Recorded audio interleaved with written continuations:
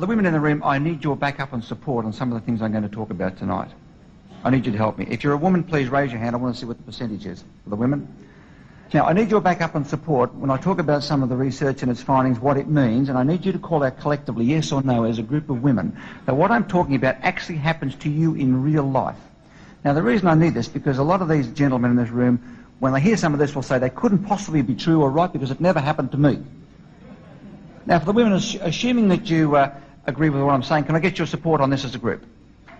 Thank you.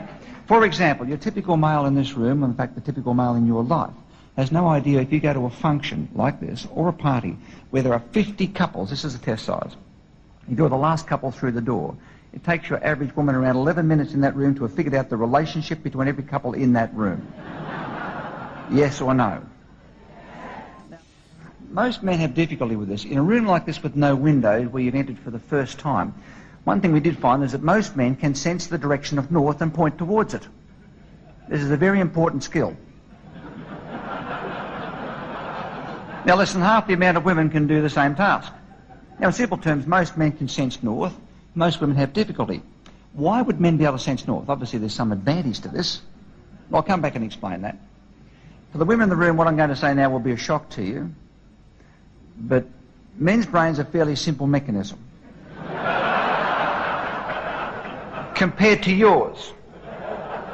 Looking at brain scans and the way they now reveal how we behave, give some deep insights into our behaviour, particularly into women's intuition, this strange thing that's existed for thousands of years. The first thing you notice about male brains, and when I say male or man or masculine, I'm talking here about most men, most of the time, most of this applies. About 4 out of 5 men across the board, about your average. And most women, most of the time, it mostly applies. There are no absolutes. You can judge which applies to you in your life. Men's brains are more organised. When you scan them, you notice that everything has its place. So if you can picture for this exercise, it's like he's got little rooms all over his head. And each room has at least one major function that works well in isolation of the rest. Women's brains tend to have functions spread more often on both sides, and often front and back. In the case of speech and language, it's both sides, front and back, and at the back. The connecting cord between the left and right, the corpus callosum, on average for a typical woman, it runs around 10% thicker physically and carries up to 30% more connections between the left and right. Now this gives women what we call a multitasking brain. In simple terms, gentlemen, that means that your typical woman that you would meet in your life can perform somewhere between 2 and 4 simultaneous unrelated tasks. For the women, is this true, yes or no? For example, she can run an internet program, talk on a headset to somebody in a foreign country about an unrelated program, be listening to a third party having a conversation and drinking tea. Multitasking. Now most men's brains, with less connections and more neater arrangement, can do, and I'll tell you this, they can do one thing at a time. Now the women in the room, you've heard a man say, look, I can do one thing at a time. He's not being rude, he's being actually correct. Now, he can do it very, very well, by the way. Real well.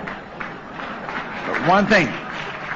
For example, if a typical male pulls over to the side of the road to read a street directory because he's not lost, he's finding a new way. He pulls out his map or directory. What is the first thing most men will do with the radio? They turn it off. Now think about this. He turns the radio off to read a map. Does that make sense to you? Well, if you could scan his brain, you'd probably get a clue to this. He can't operate navigation and hearing simultaneously. He can do one or the other. If he's driving down the motorway and you talk with him, he misses the turn off. On a roundabout you talk, he gets the wrong turn, you get the blame.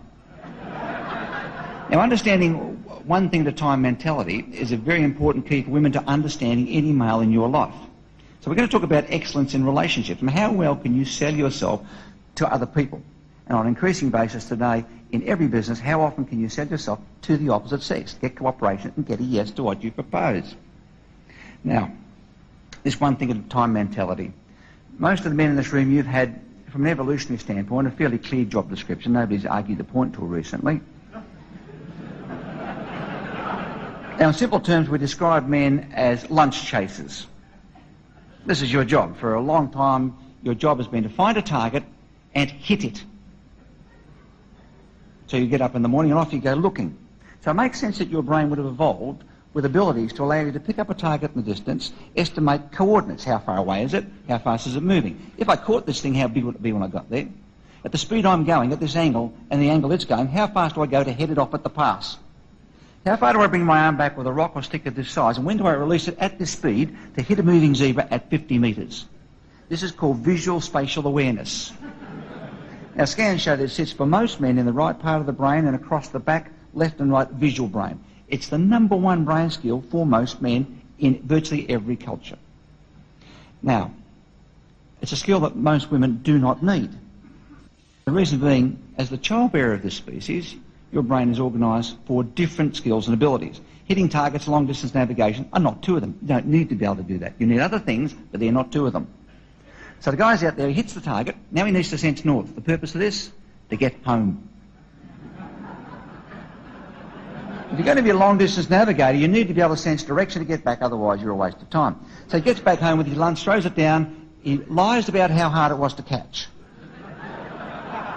And then for the rest of the night, he just gazes in the fire. That's it. In simple terms, male job description. Find a target, estimate coordinates, hit it with a rock. Find north, lie a bit, and fire gaze. Now, men's brains, you fellas, your brains are organised to do these things. Now, fire gazing for modern men can happen at any time of the day. Most women will recognise that certainly early evening involving newspapers, magazines, or remote controls. Now, here's a typical man fire gazing at the end of the day. He's reading information, a magazine, or a book. If you could scan his brain when he's doing this, you know what you'll discover? He's hearing impaired. He's technically deaf for using old, politically incorrect terms. Now, for the women, this is important to understand. Men's brains are organised, they can speak or listen. Fellas, is this true or not? Speak or listen. We can speak or listen. Most of us cannot do both. This is why when men talk with other men, they have turns.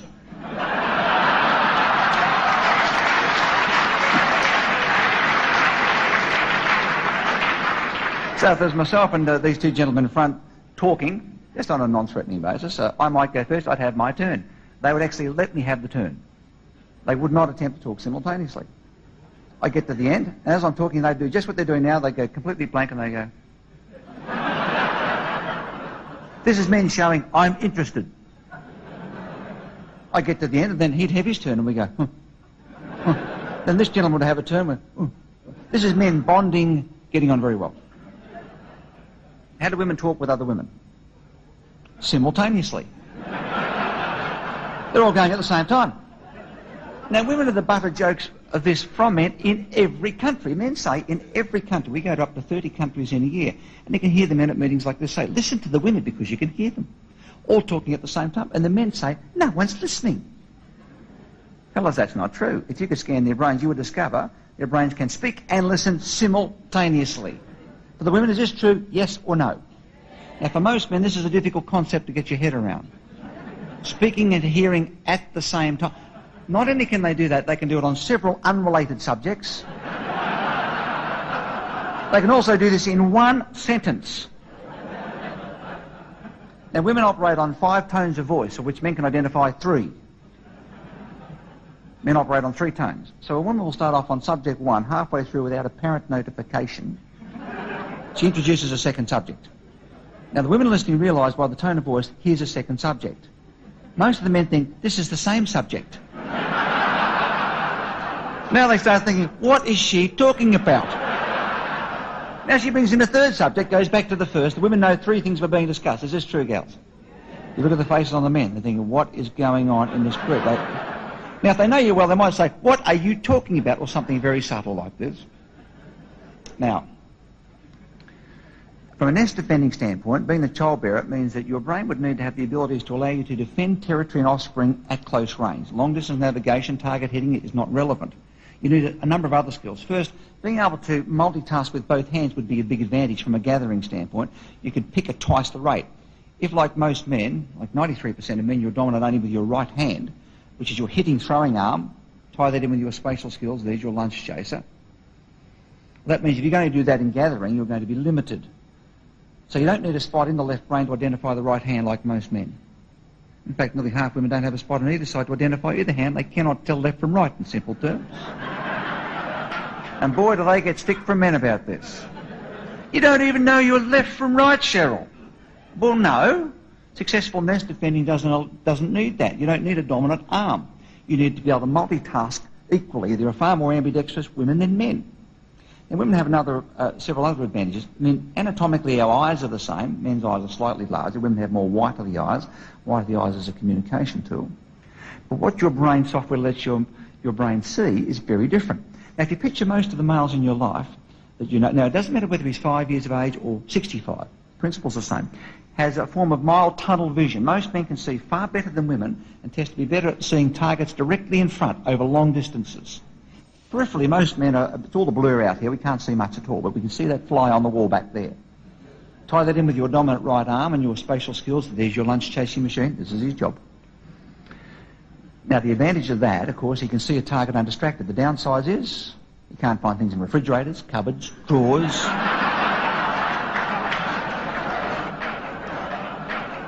Every woman in this room has recently had a conversation with a male. He's standing in front of an open refrigerator. See if you recognise it. Where's the butter? It's in the refrigerator. Well, no, it's not. I'm standing here looking now and there's none here. Raise your hand if you have had this conversation. Now, he insists it's not there. You walk into the kitchen, you thrust your arm in the refrigerator, and right in front of his face at eye level is this gigantic tub of butter. Now, there's no cultural differences we found in any responses to this at all. The only cultural difference we did find is that Eskimo women can reverse parallel park a sled and point north. Now, for thousands of years, they've been hunters similar to the male, so it makes sense that they would have evolved with those skills. Now, a typical woman has a peripheral vision that operates at least 60 degrees from the side of the head. Now, most men start laughing when they hear this. Men can see up to 180 degrees, and a small percentage can see slightly behind while appearing to look directly in front. For the women, is this true? Yes or no? Tell them. Now, for most men, this is getting too much. You try to tell me, Allan, that she's talking to the gentleman on the front table. While she's talking with him, she can see all the people around him at the same time. Yes, and she can hear what they're all talking about and tell you tomorrow what they were wearing. A multi-tracking brain allows you to do that. See, it allows you to pick up stimulation and information in your area about other people and animals. So while you're multitasking in front, you can see a person or animal approaching or sneaking up on the nest either side. Now, this peripheral vision, fellas, is a bit of a clue for you. Kinsey Institute in America, who study human sexuality, they found this is the reason women do not get caught having a good old look at men on the beach. She seems to be looking there, but she's looking at this guy here. Now, when you come into a room like this, you're with a man, right? And you say to him, without appearing to move your lips, you say, look at that couple over by the exit sign. What's the first thing he does with his head? Women say to men everywhere, stop looking, it's so embarrassing. You're so obvious. Now look, if he doesn't turn his head, he cannot see anybody. It's that simple. You're walking down along the beach, fellas. You've got a woman walking beside you, and coming out of the water over here on an angle is absolutely beautiful-looking woman with the best-shaped figure you have ever seen. Now, you haven't seen it yet because you're watching that seagull landing on top of that lamppost up in front. Who spots her first, you or the woman with you? Women know the answer to this. You spot her long before he's got a clue what's happening. Then you evaluate her as a competitor out of 10, marking yourself down. And when you finish that form of self-beating, then you look at him and wait till he sees her. When he goes, you dirty mongrel in public! The visual spatial area of the brain. This the right part, which exists for the majority of men. From age 2 onwards, men and boys test to be very strong in visual spatial skill. It also means that you can look at information three-dimensionally. You can see height and width, and you can see the third dimension. You can see behind an object. This allows you in your mind to mentally imagine something rotated upside down. Now, mental rotation is a very strong part of male hunting brain. You can also go three-dimensionally this way. This would explain why 94% of all air traffic controllers in the world are men, wouldn't it? Why 98.1% of all air traffic crews in the world in commercial airlines, pilots and engineers, are males. Not sexist. We went down to see the air traffic controllers, as we do with most major spatial occupations, and we said, hey, where are the women? Why aren't they here? Where's this equal opportunity? You know why there aren't more women air traffic controllers and pilots? They don't apply for the jobs. You know why? They're not interested. They couldn't care less. It wouldn't occur to your typical younger a student today as a female to apply for a job as an air traffic controller. It wouldn't make sense. They wouldn't even suit the job. In fact, you've got to have spatial skills to even be interested. Does that make sense? It's not that they're no good at it. They're not interested. They orient their careers into other areas where their brains are really more suited, and they find it more interesting, such as 86% of all therapists and counsellors in Britain are female. It makes sense. Speaking, communicating, listening. Most men would think of being a counsellor or therapist as listening to complaining people all day. You've got zebras to hit. Spatial skill allows you mental rotation. This allows you to estimate coordinates of something moving in the distance. It's a hunting part of the brain. Most men are strong on this. Most women don't need it. Consequently, you're looking at about 10 to 15% for your typical woman having the same spatial ability. It's also the area of the brain you need to reverse parallel park a motor car between two other cars. It's also the area you need to merge on a motorway. 18% of women in Britain will not merge on a motorway.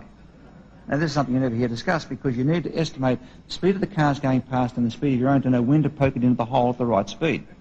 So they'd rather not do that. And they get a lot of carry from men about this. It's also the reason so many women have so much trouble reading maps and street directories. Fellas, back me up. You're going for Sunday drive, right? You guys get behind the wheel. You always drive. No one's questioning why you drive. You just do. Driving is a spatial skill. Speeds, angles, corners. That's why men love it. They watch other men driving in a circle for 2 hours on Sunday. On TV, round and round and round and round. For women, that makes no sense.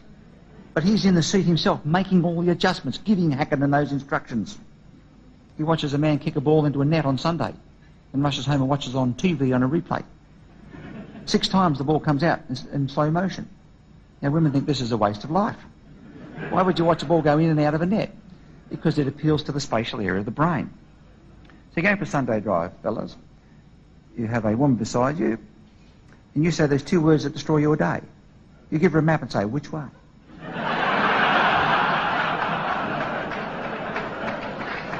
Approximately 20% of women, about 1 in 5 women are fairly capable to excellent on orienteering and map reading.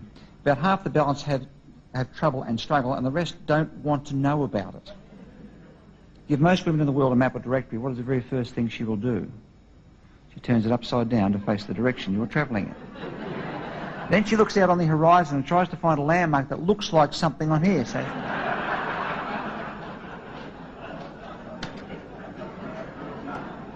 then she says, this map is ridiculous. You guys say, no, the map's not ridiculous, and your day is over at that point. Raise your hand if you had the map argument. Now, for the gentlemen in the room, I encourage you to stop handing maps to spatially embarrassed women. This will destroy your European vacation. This will wreck your night out. You can get divorced over the map. Now, Barbara, who is my significant other, she runs our corporation in both parts of the world. We live here in the UK half the time, and Australia the balance. And I can't multitask the business like she can. I can do one thing at a time and do it real well. But she can't park the car. And then she'll tell you she doesn't care either. She does not care. It's not an issue. She won't drive into a multi-storey car park. She'd rather find a big space and walk if necessary. She hasn't driven backwards in 7 years. She asks strange men to park the car where necessary. She describes this as outsourcing. It's the way to do it. The number 1 skill for women everywhere sits in both brains, front and back. What do you think it is? Speech and language. In simple terms, women are great talkers, men are not. This is not a shock. Now, in a given day, a typical woman can speak a top end of 8,000 to 9,000 spoken words effortlessly. 4 brain centres to do this in. You've got another 6,000 to 7,000 tone of voice changes with those words using 5 tones. Men can pick 3 of these. Another 4,000 to 6,000 gestures, expressions and movements. Add this together, you have 20,000 to 24,000 communication signals a day output from a communicative brain of a typical nest-defending female, effortlessly. Typical male does 7,000 to 10,000 a day. Now, where you notice the difference when you sit down for your evening meal, because he's done his 10,000.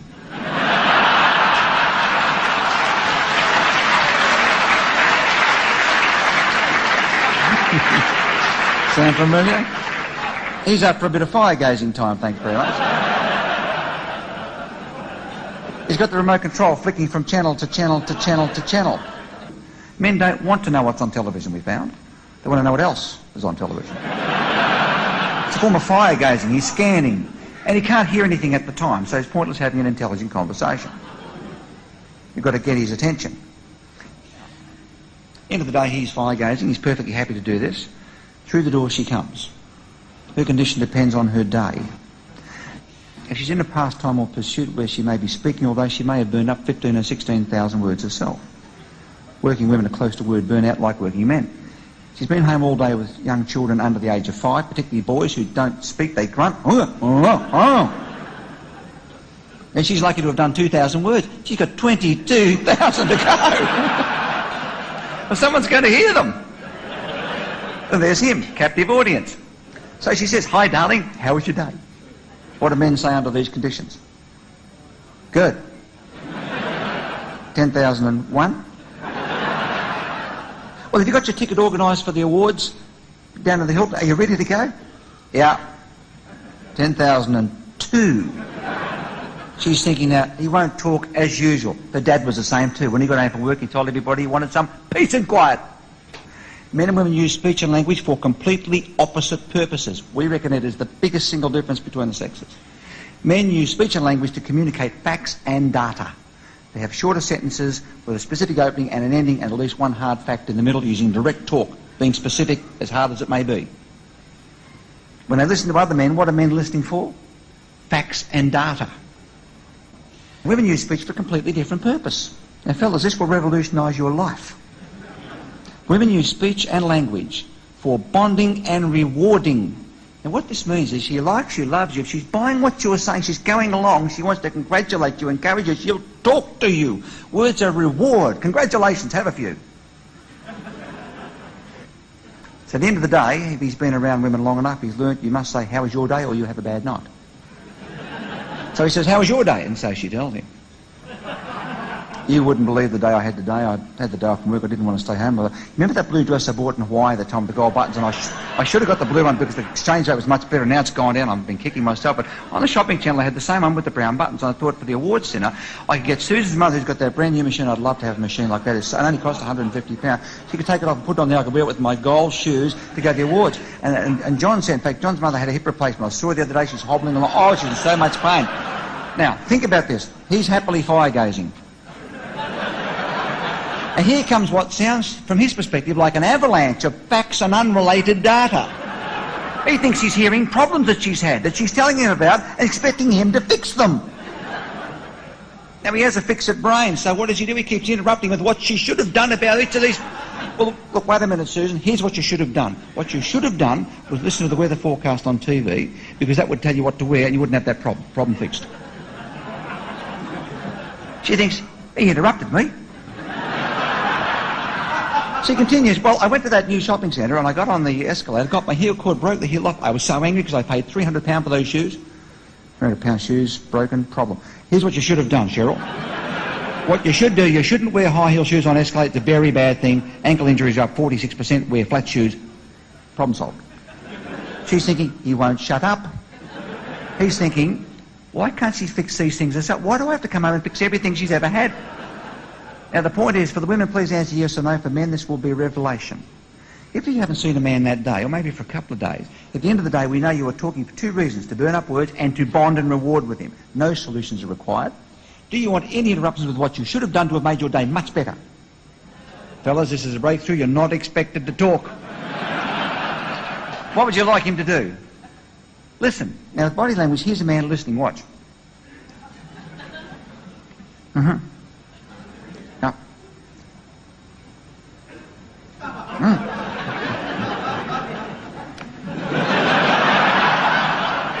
Now, this behaviour, we classify that, we call this the grunt. And men do it everywhere in the world. When they talk in public, particularly amongst other men they don't know that well, they show no emotional condition. They grunt. They go, This shows they're interested. Now, the women, listen to this. We know that men can speak or listen. That's why they have turns. They go one at a time. That's because they can't do it at the same time, otherwise they would. If a man's talking having a turn, if you wanted to raise your own credibility and win that man over, your point of view, what would you do if he was having a turn? Let him have it. When you listen to him with the grunt. Just sit there. This takes practice and go, huh? Uh-huh. Look. Now, we've studied this in business. Women who sit there grunting at a man while she's having a turn, that man starts thinking, she knows exactly what I'm talking about. Your credibility goes up. All you're using is male communication skills. Now, you gentlemen have a completely opposite situation here. Women use words to reward. They love you, like you, are buying what you're saying, they give you lots of words. The reverse is true. If they don't love you, don't like you, and you are to be punished, they stop talking. Withdrawal of words is seen, from a female standpoint, as a serious punishment. Women use silence to punish men. Men love silence. Look, if you want to punish the guy, talk non-stop in his face, change the subject. Look, think about this. The biggest threat a woman can ever make is, I'll never talk to you again. The threat of permanent withdrawal of words is a serious threat from a woman's standpoint. It makes no sense to the average man at all. Now, when women listen, they listen differently. They use their face and body signals to reflect the emotions of the speaker. So, for example, if I invited a woman in the front row to come and give a 3-minute speech, unannounced, unprepared, on a subject she knew nothing about. Let's say she's up here and she is dying. She's going through the emotional range of fear, panic, terror, elation. And she's trying her best. And after this, she's talking to her female friends at the back of the room. She wants to relate to them how she felt. She'd do it completely differently to what a man would do. If I said to a man, I'd like to invite you to speak, he'd go. And at the end, he'd tell his friends, you won't believe what happened to me. This guy got me up there. I'm never going to do this again. I'm not sitting in the front row again. He'd give her the solution. Here's what a woman might say to her friends. You will not believe what happened to me. This guy got me to come up and speak for 3 minutes on a subject I know nothing about. Oh, I died. I saw the faces. I died. It was so terrible. Oh, I'm never doing it again. Those faces, I was sweating. Here's the point. If you look at her female friends that she's telling the story to, you'd swear it had happened to them too. But what are they doing? They're feeding back her emotions on their face. They're going, no, you did. Oh, you poor thing. I must have died. Oh, they're all dying together. Fellas, you want to be a hit with women in business and personal life? This is what you've got to do. Don't sit there and grunt. Feedback on your face without offering solutions. Really? What did you say there? How did you feel? No. Oh, that's terrible. Don't do this with other men.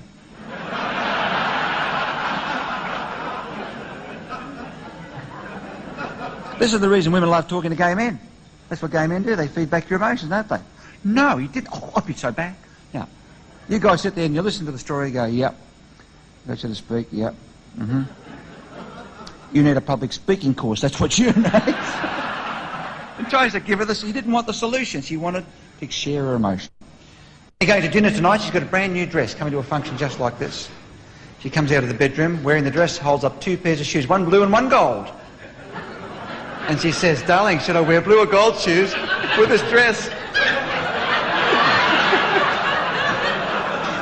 Love them both, I just can't decide which one. Okay, Mr. Girlfriend? Should I wear blue or gold shoes? What do you think? It's up to you. It's up to you. Is that a good answer?